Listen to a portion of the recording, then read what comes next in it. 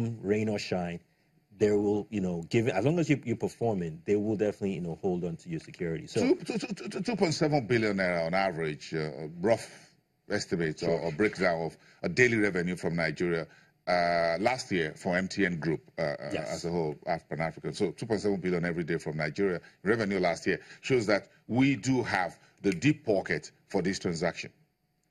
Does it work out that way? I mean, when it comes to the stock market, just want to find out. It doesn't work that way. I mean, it's telco services is kind of becoming kind of like a necessary need. It's one of those things, even during economic downturns or high inflation. Particularly voice service is very sticky.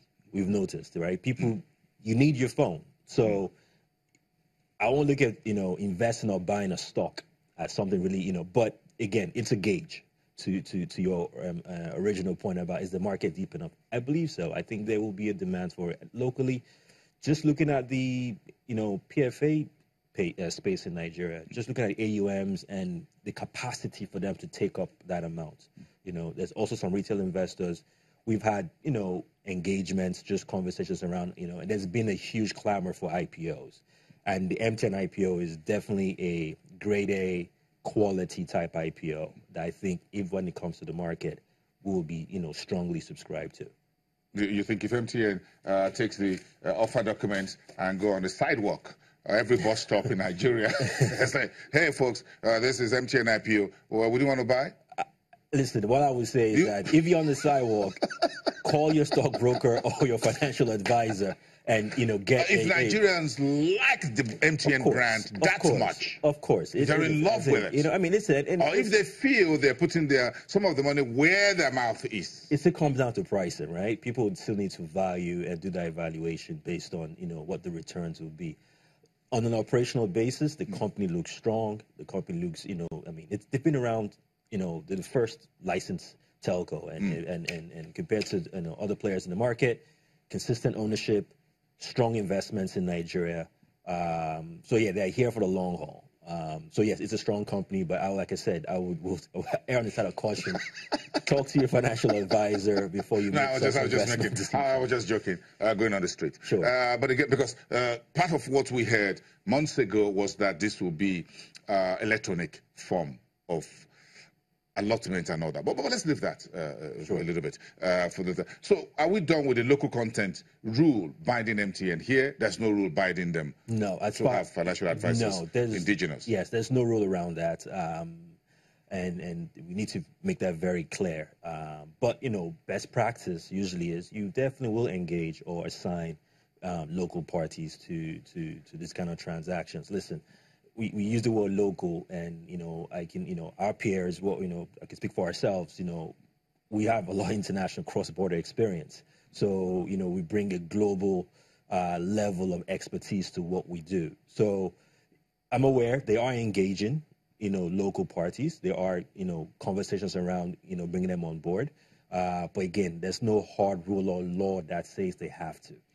The company hasn't made a full disclosure about who is going to be on that page of parties to the offer. So we don't have that in black and white yet. Of course. I believe, once they get the approvals, when the documents come out. Yes, but the word on the street is that you got Citibank, you got Citi, and you have a Standard Bank in South Africa, of course, registered with the relevant authorities in SA. Of course. Then you have a leg of that standard in Nigeria, which is the Stanbic IBTC. Correct. Okay, so technically speaking, they have one leg in. Yes, no, they are. I mean, and those are global coordinators, those are advisors. Like I said, I know they engage in multiple parties locally to see how they can engage their services. I mean, they definitely will need stock brokerage, right? So to help with the distribution. So let's see, with time, we'll get full details around the full disclosure around the whole transaction. If MTN brings $500 million to the market, all of you want to be part of that money.